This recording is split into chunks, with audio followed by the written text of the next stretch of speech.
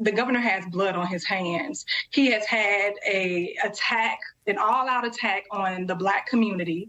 With his anti-woke policies, which we know very well was nothing more than a dog whistle to get folks up and riled up in the way in which it just happened on yesterday. As I listened to him for the first time with that statement, my blood is literally boiling. Myself and other representatives, particularly Black representatives, throughout the past few legislative sessions, we have repeatedly told him what his rhetoric was going to do. And that is exactly what transpired on yesterday. This is absurd. It's ridiculous. He is one of the causes to this. This is an agenda that he has been pushing since he has gotten into office. He showed us who he was when he initially ran for governor, saying, don't monkey this around, don't monkey this up. Those type of statements, it only leads to things like this. Let's be clear. This is the same state legislature that just recently passed a bill to rename a portion of our roadways after Rush Limbaugh. That is what we're dealing with here in the state of Florida.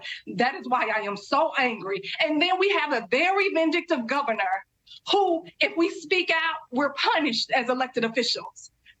Along with Representative McCarty, sat on that House floor when he unconstitutionally came after 2 congressional Black districts to remove them.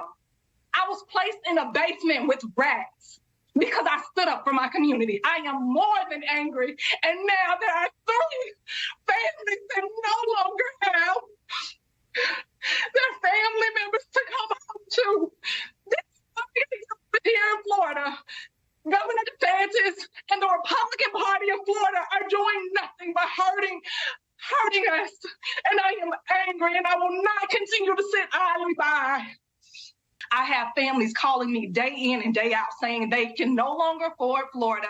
They do not feel safe. The NAACP issuing a travel advisory. That is real. That is what's happening in the state of Florida. And yet, time and time again, when I am on the House floor, when I am telling all the folks what's happening in our state, in the House floor from leaders, we get microaggressions. We get, oh, that's not real. But again, you have a governor who cares more about pandering to a base of voters, not even caring about what's happening here in our state of Florida and the 8,000 educator shortage that we have, right? The property insurance crisis that we're dealing with, the rising rent cost. No, he wants to be vindictive to Black folks because it gives him points in poll numbers.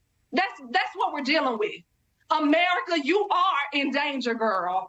We must stop Ron DeSantis in his tracks. I am not an angry Black woman. I am a woman who is speaking truth to power to let you all know this man means us no good. And it is evident by what transpired here yesterday in Jacksonville, Florida. State Representative Angie Nixon.